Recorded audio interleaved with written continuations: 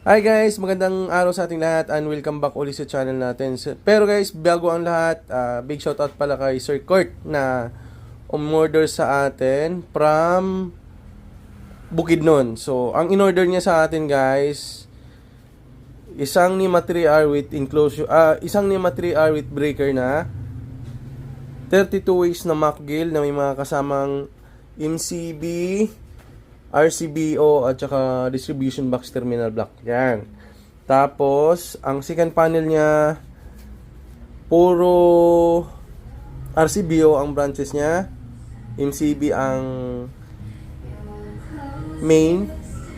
Same din dito sa third panel niya. So, ito guys, yung third panel niya, ilalagay niya daw sa kitchen niya. Tapos, ito naman, second panel niya, ilalagay niya daw sa second floor. Tapos, itong first panel niya, ilalagay niya daw sa ground floor. So, paano ba ang nagiging connection natin dito, guys? Kasi pag ganito, di ba, makikita nyo, tatlo yung magiging apat na submain niya, guys. Meron dito, tapos meron din ditong dalawa. 1, 2. So, guys, yung bus bar, hindi ko pa nalagay yung bus bar, pero mamaya ilalagay ko din. Tapos, ganito ang magiging connection natin. From meter, guys, na nasa labas ng bahay ni Sir, dito papasok. Tapos, yung load side naman, dito naman lalabas. Papunta dito, guys. Dito sa 100 amperes na to. Line 1, line 2, dito papasok. Tapos, ang gagawin natin, or ang gagawin nila ni Sir, yung wire na malaki, papunta dito sa line 1. Yung isa naman, dito naman, papunta dito sa line 2. Tapos, dito guys, marami kasing out yan. 125 amperes na rin yan. So, ang out nito guys is 6. Bawat isa 6, tiga-6. So, may submin lang tayo na 1, 2, 3, 4. So, sobra-sobra pa. May dalawa pang sobra. So, dito tayo kukuha para sa line 1, papunta dito. Dito naman sa line 2, papunta din dito. Tapos, same din dito sa baba guys. Dito tayo kukuha ng line 1, papunta dito. Sa line 2, papunta dito. Tapos yung iba guys, same na guys. Hindi na tayo naglagay ng submain na 50 bawat panel kasi meron naman tayong splitter. So, dito na tayo kukuha ng wire or dito natin i-insert yung wire papunta dito sa mga submain natin. Dito, tsaka dito.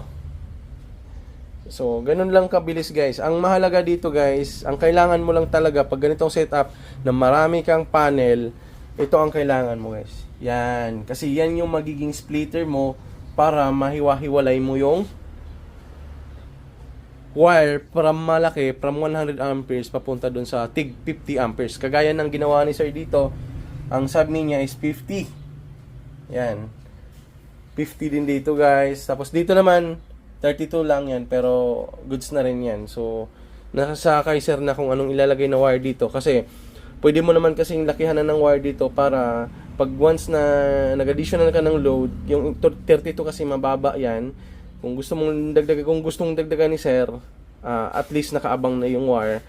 From time to time, hindi na siya kailangan magpalit ng wire. Ang papalitan niya na lang is yung main na lang dito guys. Yan. Yan, sa ganitong setup guys, ano to, kasama na lahat, ayan lahat, kasama na bus bar niyan. So, nagkakahalaga yan guys ng 20,000 mahigit. Hindi kasama pa ang shipping. So, yan, babalutin na namin to kasi papadala na namin sa sa LBC, COD tayo guys. Tapos, ang bayad nito pagdating na doon or pag-pick up na doon sa LBC. Pagdating na sa bahay ni Sir or kung pipick upin nila sa LBC, doon na yung magiging bayad nito guys. Yan. So, ang kinagandahan ng setup na to guys is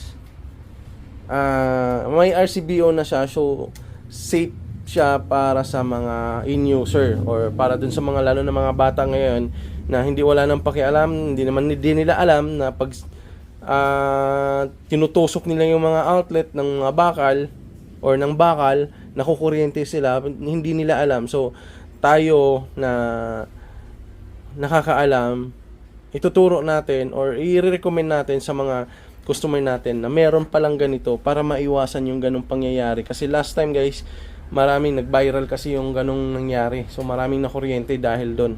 So dahil dito sa RCBO, yung mga nangyayaring yon, may iwasan na natin yon.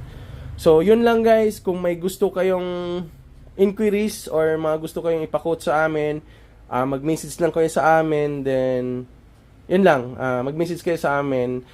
Libre lang guys yung quotation. I-quote namin para malaman nyo kung magkano yung halaga ng kakailangan yung mga materyales. Yan. So, takpan pala natin guys para makita nyo na kung anong itsura niya.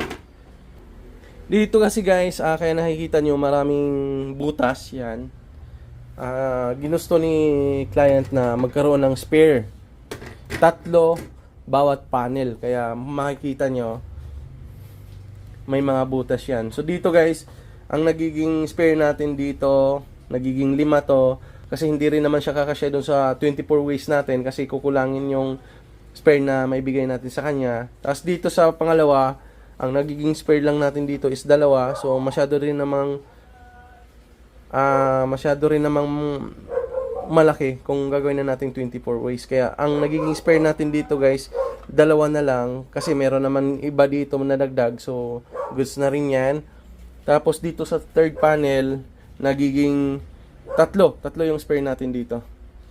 Yan. So yung NEMA 3R nya guys, ang kasamang breaker is 100 amperes yan. Makikita nyo. Yan.